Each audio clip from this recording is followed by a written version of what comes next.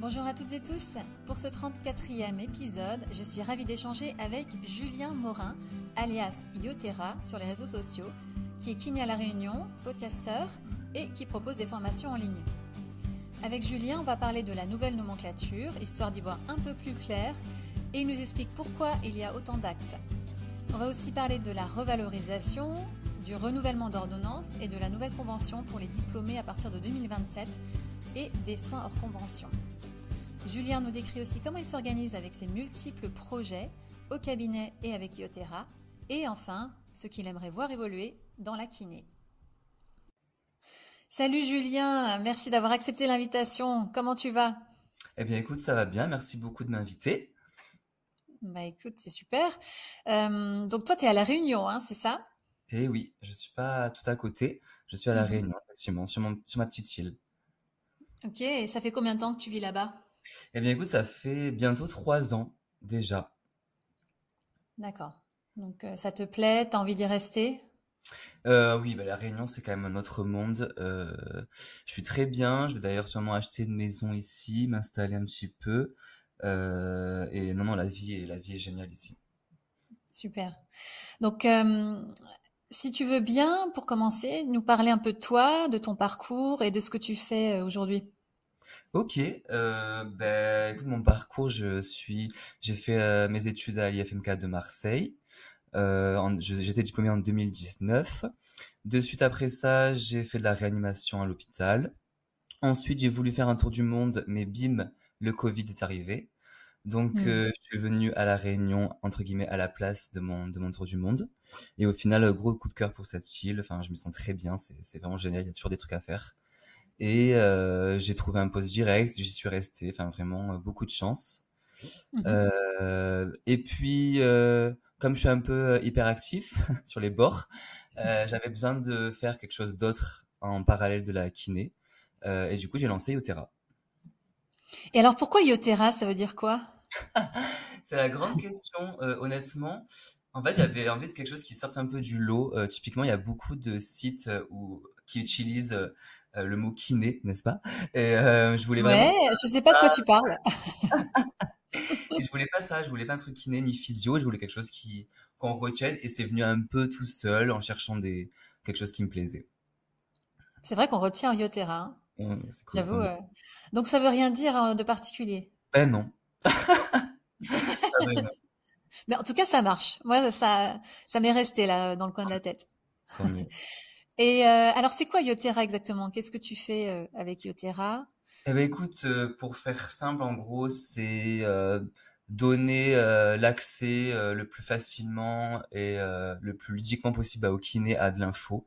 Là, je me concentre de plus en plus sur tout ce qui est actualité, tout ce qui est Mhm. politique, syndical, loi, tout ça. Mais aussi, on fait bien sûr tout ce qui est info, données scientifiques et maintenant des formations.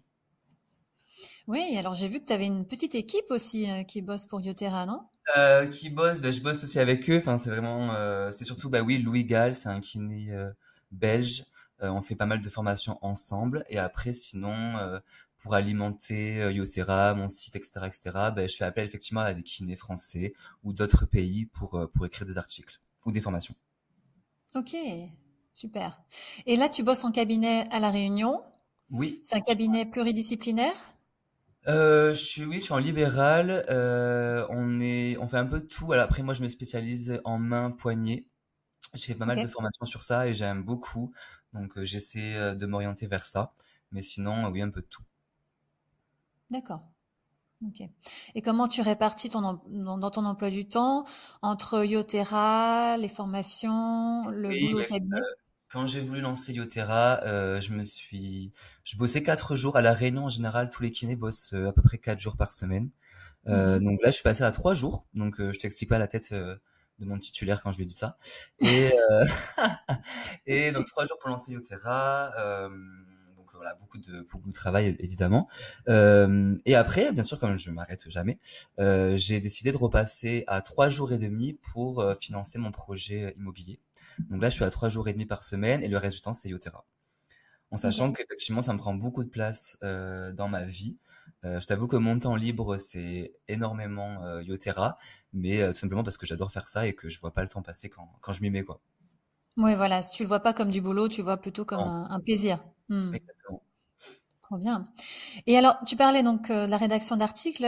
Comment est-ce que tu restes informé? Est-ce que tu te bases sur des journaux, des magazines, des revues en particulier pour regrouper toutes les infos ou Ouais, ouais, comment est-ce que tu t'organises? pour l'actualité, c'est vrai que je suis abonné à pas mal de sources, donc ça peut être des magazines, des journaux papier, des sites internet.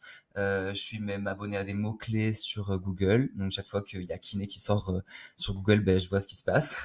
Donc Ah je suis oui. une sorte de petite fouine.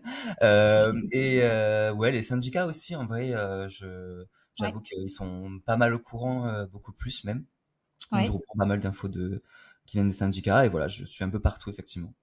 Oui, j'ai vu que tu avais fait un podcast ou un entretien avec quelqu'un d'un syndicat, hein. Ah oui, oui, oui, pardon. Oui, oui, bien sûr. Oui, oui, le syndicat de La Réunion, SNMKR, effectivement. Ok. Ouais, voilà, SNMKR, c'était ça. Hmm. Ouais. Oui, parce que justement, tu as aussi un podcast, Onde de choc. Effectivement, tout à fait. Trop bien. Moi, par contre, j'ai pas trop fait le système d'interview. C'est vrai que c'est plus moi qui raconte de l'actu, mais pourquoi pas dans le futur faire des interviews. Mais effectivement, voilà, beaucoup d'actu sur ce podcast Onde de choc, ouais. Trop bien. Donc bien occupé. Oui. Alors, est-ce qu'on peut parler maintenant un petit peu de la nouvelle nomenclature? Parce que j'ai vu quelques posts passer sur ton compte. Alors déjà, toi, qu'est-ce que tu en penses personnellement de cette nouvelle nomenclature? Qu'est-ce que j'en pense? Comment dire? Je trouve pas que ça simplifie les choses, honnêtement. Mhm. Je trouve qu'ils auraient peut-être pu faire quelque chose. Effectivement, il fallait quand même décrire un peu plus notre nomenclature parce que c'était quand même assez flou la plupart du temps. Néanmoins, nous pondre autant de nouvelles nomenclatures, peut-être pas. Ouais. Après, comme je l'ai dit dans des vidéos, on voit bien quand même que c'est un peu calqué sur le tableau des demandes d'accord préalables. C'est-à-dire qu'ils ont fait un peu du copier-coller par rapport à ça, donc ça sort pas non plus de nulle part. Et on est déjà un peu habitué avec ces termes.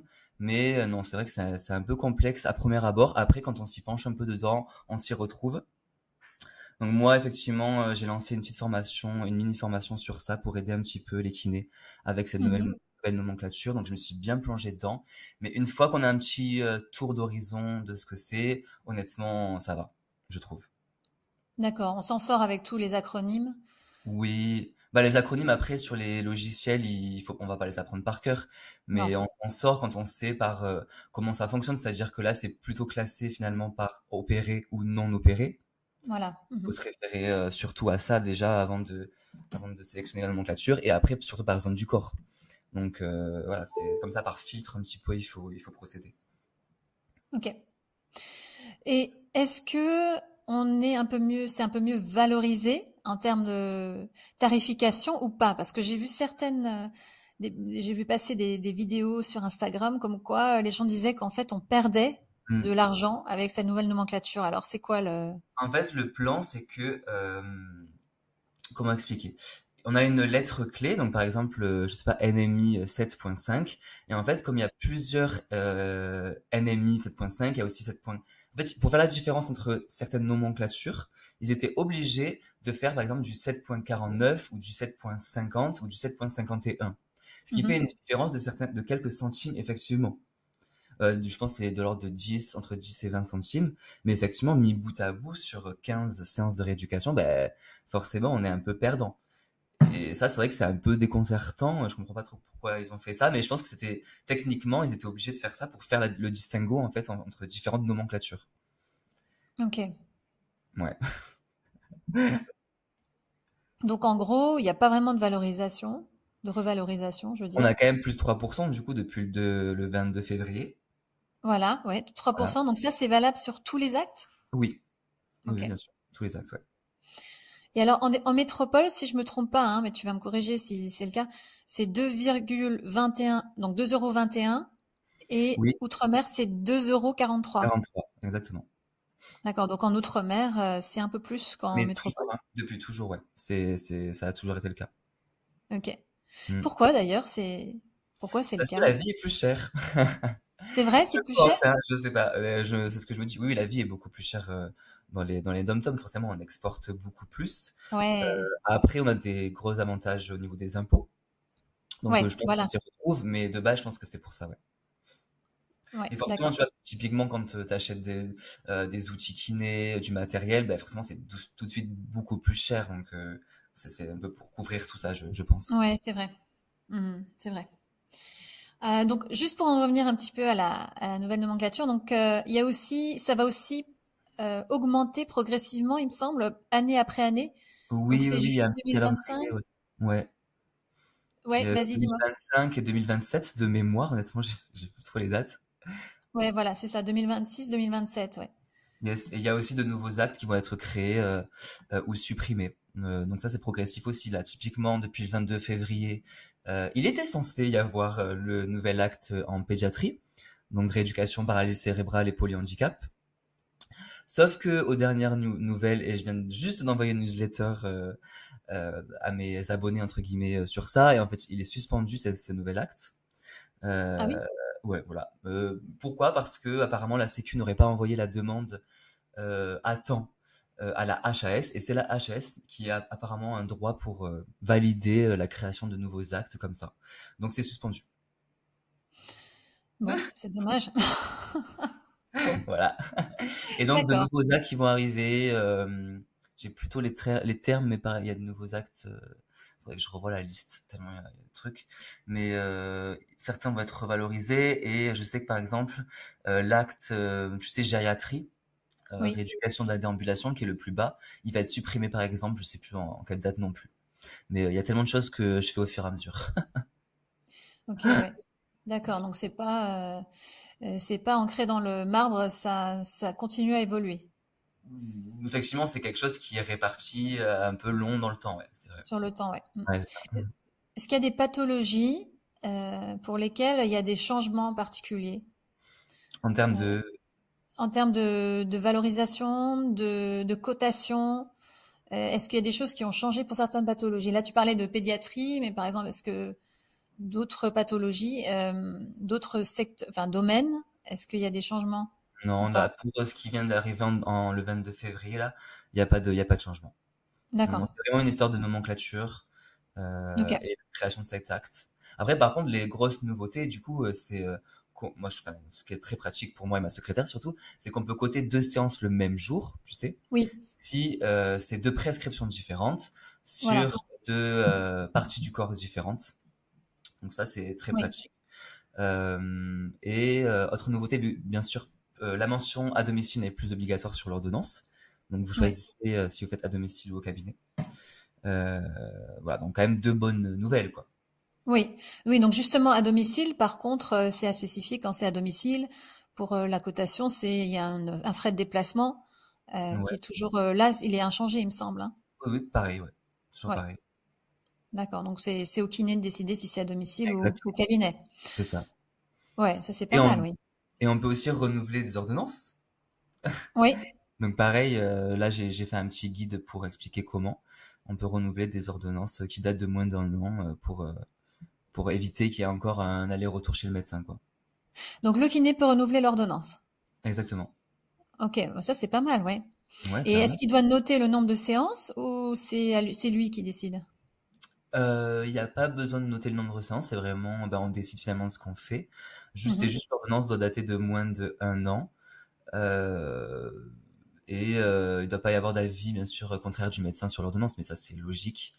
Ouais. Le seul problème, c'est que, par exemple, quand on fait un renouvellement d'ordonnance, on peut pas coter un bilan, à part si ça tombe à échéance. Tu sais, on peut recoter un bilan à X séances. Mhm. Et là, effectivement, quand on refait un renouvellement, on n'a pas la possibilité de coter un bilan, donc je trouve que c'est hyper dommage pour nous. Ouais.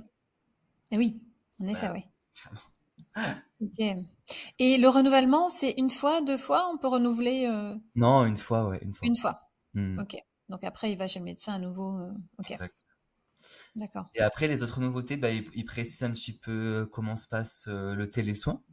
Parce que je Mhm. pense il y a de plus en plus de kinés, enfin je le vois dans mes contacts qui font un petit peu de télésoin, donc ils reprécisent un petit peu toutes les conditions du télésoin, et pareil pour la téléexpertise. Ah oui, alors là, est-ce que tu peux nous en dire un peu plus justement sur le télésoin? Comment ça marche? Alors, alors le télésoin, bien sûr, c'est une séance de rééducation en visio. Les Oui. conditions, c'est que en fait, on peut pas, par exemple, moi, la Réunion, je peux pas faire un télésoin avec un patient en métropole. En fait, il faut Ok, typiquement que le patient puisse venir à ton cabinet en cas de s'il faut faire en fait du manuel ou autre chose. Donc, d'accord. il faut quand même respecter un certain kilométrage. Enfin, il y a une thématique, enfin un territoire quoi. Ok. Et par exemple, pour illustrer ça, le BDK, donc la première séance, elle peut pas être réalisée en télésoin. Voilà, c'est ce que j'allais te demander, ouais. C'est bien Ouais. que le patient doit être à proximité. Ok. Voilà. Et quoi d'autre? Et oui, le télésoin ne peut pas du coup être représenté plus de 20% de notre activité conventionnée annuelle. Donc c'est D'accord. limité aussi en termes de nombre d'actes. Ok. Donc, par exemple, il faut qu'un patient vienne pour le bilan Mhm. hum, en présentiel avec le kiné, et ensuite, si les séances se font en télésoin, il peut y avoir soit une séance, deux séances, ou alors quelques séances. Ouais, Par ouais, exemple, c'est de la. c'est à nous de voir, enfin, à voir avec Voilà. le patient. Je pense que, par exemple, moi, les idées que j'avais, ça tombe super bien, par exemple, pour la reprise du sport. Par exemple, on a un patient en fin de rééducation, on lui dit, bah, tu reprends le sport, on lui a fait un petit programme. Et après, Mhm. pour faire le point sur comment ça s'est passé, il n'est pas forcément obligé de revenir au cabinet. On peut lui faire une petite séance de visio en mode comment ça s'est passé, qu'est-ce qu'on peut améliorer, stratégie de reprise, etc., etc. Et ça, je pense qu'on Mhm. peut l'imaginer dans plein de pathologies comme ça avec nos patients. D'accord. Ok, donc ça c'est pas mal, mais pas plus de 20% de l'activité. Ouais, Donc bon, ouais. c'est quand même à contrôler, quoi. Ouais, puis aller vérifier combien de pourcentage ça représente, c'est pas évident, je trouve. C'est pas évident, ouais, de se rendre compte, ouais. Je sais pas si le logiciel le permet. Je me suis pas Ouais, trop c'est ça. dessus. Hmm, Mais en effet, ça c'est un sujet intéressant, le télésoin, vraiment. parce que c'est vrai que depuis le Covid, bah, ça se fait de plus en plus. Et il y a, alors je pars un petit peu là dans d'autres sujets, mais il y a des kinés qui travaillent aussi de plus en plus en hors nomenclature. Oui. Et c'est comme des coachs en ligne. Mhm. C'est vrai, il y en a beaucoup, ouais. Ouais. Donc là, c'est encore autre chose. Et, euh, Oui, et parce là, que pour le le coup, téléphone, on parle vraiment d'activité conventionnée, ouais. voilà, Parce c'est que le ça. reste, tu fais un peu ce que tu veux. Mhm. Toi, qu'est-ce que tu penses de justement c'est pas vraiment générationnel, mais c'est quand même de plus en plus présent, Mhm. ces kinés qui décident de se mettre un peu à leur compte Mhm. et de faire un peu à leur sauce en hors nomenclature. Oui, oui, oui, typiquement, je pense que ça vient vraiment du fait qu'on pour moi, on est un peu sous-payé quand même pour ce qu'on fait. Ouais. Donc clairement, ça vient de ce postulat-là. Et les kinés, ils veulent trouver d'autres manières, euh, voilà, d'augmenter un peu leur chiffre d'affaires. Et moi, je trouve ça super parce que je trouve que ça a une autre dimension que en fait, voilà, dès que le patient doit payer, en fait, ça met une autre dimension et ça rajoute. C'est un peu plus excitant, tu dois te creuser la tête pour rendre le truc super. Enfin voilà, c'est un autre Mhm. processus et je trouve ça super intéressant. Honnêtement, moi j'ai déjà pensé plein de fois à faire ça. Alors c'est pas du hors conventionné, c'est du hors conventionné, typiquement tout ce qui est cours yoga, pilates et tout. Mhm. Je connais d'ailleurs plein d'amis qui font ça et je trouve que c'est super de mélanger le conventionné et des cours comme ça. Ouais. Et je pense honnêtement que ça va de plus en plus se développer et il faudra que ça le soit. Et parce que je trouve que je me suis fait la réflexion aujourd'hui, j'ai l'impression qu'il y a une grosse guerre entre les conventionnés et ceux qui sont hors conventionnés. Enfin, j'ai l'impression qu'il y a toujours un petit débat à ce niveau-là. Moi, je pense Mhm. on devrait complètement mixer les deux en fait. Mixer Mhm. le conventionné et à côté faire des choses un peu plus voilà, déconventionnées. Enfin, Oui, je le fais pas parce que clairement Yotera c'est déjà, je considère que c'est déjà ça en fait. c'est C'est déjà pas clairement mal. déjà ça. Mais ouais, j'ai déjà pensé à des petits trucs comme ça. Mais d'ailleurs, ça me fait penser à alors, un podcast que j'ai enregistré avec une kinésiologue, Mhm.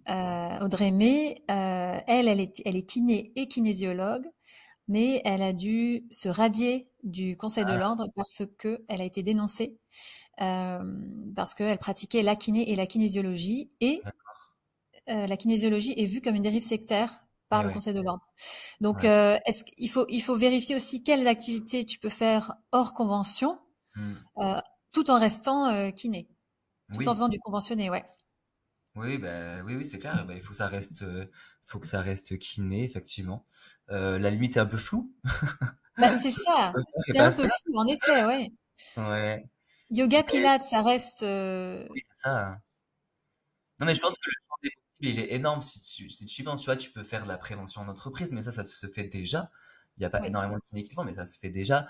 Je pense que tu peux créer, je sais pas, des ateliers, éducation thérapeutique, enfin, je sais Mhm. pas, faire venir, par exemple, des patients Parkinson et faire un gros parcours de santé, ou Mhm. réunir des patients, je sais pas, postpartum et créer des cours de sport. Enfin, je pense que t'as plein de possibilités, mais effectivement, oui, il faut se rapprocher potentiellement de l'ordre pour voir un petit peu avec eux si c'est dans les clous. Mais Oui, ouais, en effet. hmm, À voir directement pour pas se faire épingler, c'est mieux. peut-être. Ouais, ouais, ouais. Comment c'est de bosser en tant qu'iné à La Réunion? Est-ce que c'est toujours aussi surdoté? Ouais. Du coup, la Réunion, c'est le cinquième département le plus dense en kiné, et je le comprends tout à fait, parce que le cadre de vie est quand même incroyable. Plein d'activités à faire, enfin, un niveau social, c'est super, les gens sont toujours envie de se rencontrer. Par contre, effectivement, gros problème de densité. Si tu veux, l'île, elle est divisée en deux secteurs, le secteur plage et le secteur pas plage. Donc, tu te doutes que dans le secteur plage, bah, c'est le secteur où il y a le plus de kinés. Ouais. Et en fait, c'est très compliqué, de ce que je vois, de trouver des remplacements, même des remplacements, et encore pire, des Ouais. postes. Vraiment, des postes et sur les groupes Facebook, enfin, en 5 minutes ça part. Et par contre, dans le nord, ça commence à devenir un peu compliqué, et dans l'est, c'est beaucoup plus simple de trouver du travail. Mais ouais, donc c'est assez difficile à l'heure actuelle, effectivement, de trouver un poste. Ouais, ouais, bah, je comprends l'attraction, hein, c'est vrai que ça donne envie, hein. Ouais, trop bien. Mais il faut pas le dire trop fort, je sens. Mais c'est ça. On n'en parle plus d'ailleurs. Non, non. Qu'est-ce que tu penses de la... J'ai vu passer qu'il y avait une convention pour les nouveaux diplômés à partir de 2027, comme Hmm. quoi ils devaient obligatoirement travailler 2 ans à l'hôpital ou dans une zone sous-dotée. Déjà, Oui. est-ce que ça va vraiment passer? Et si oui, est-ce que ça va pas quand même poser problème? Parce que moi, je sais que à ma place, j'aurais pas du tout aimé bosser à l'hôpital tout de suite après avoir été diplômée. Donc, Ouais, ouais. Bah si, si, c'est clairement acté puisque c'est dans l'avenant 7. Donc ouais. effectivement, c'est pour la prochaine promotion, ouais, je crois 2027. Et après, oui, effectivement, c'est, il me semble, alors j'ai plus exactement les chiffres en date, je suis très nul en chiffres. Effectivement, je crois que c'est 2 ans après le diplôme. C'est en salariat, hein, c'est pas forcément hôpital. En Et après, salariat. tu peux mixer, par exemple, tu peux faire un mi-temps salariat, cabinet. Par contre, effectivement, ça rallonge d'autant le temps de salariat. Bon, oui, effectivement, il faut faire 2 ans de salariat, mais tu peux les aller un peu dans le temps.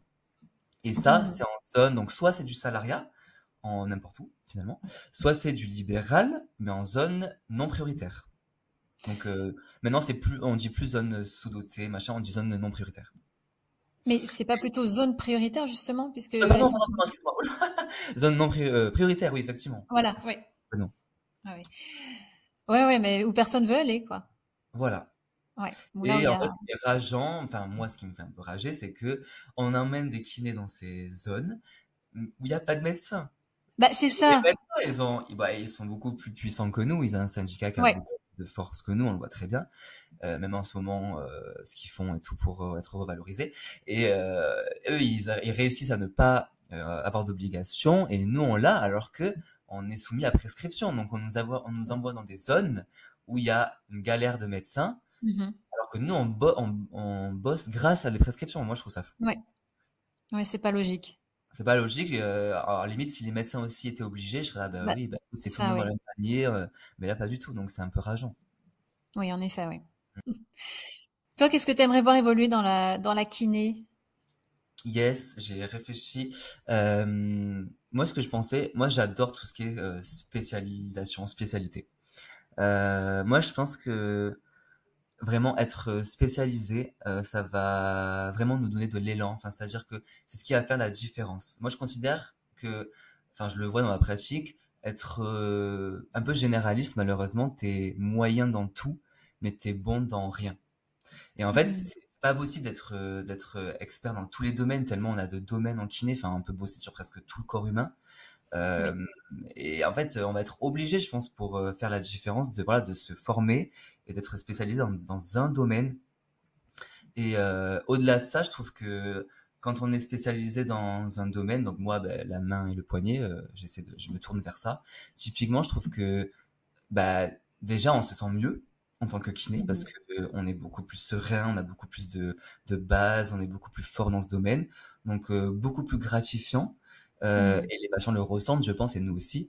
Et donc moi, je trouve que voilà, c'est génial d'être spécialisé. Et en fait, ce qui serait trop bien, c'est qu'on puisse être reconnu par rapport à ça, parce que être Mhm. spécialisé, c'est clairement faire pas mal de formations, se tenir au courant, être à jour. Et ça prend du temps. On n'est pas forcément payé pour ça. Tout à fait. Donc, comment la kiné pourrait évoluer? Ben, effectivement, il faudrait qu'on soit reconnu dans nos spécialités et qu'on puisse être payé potentiellement un petit peu plus C'est grâce à ça, ça, oui, avec ça, tu vois.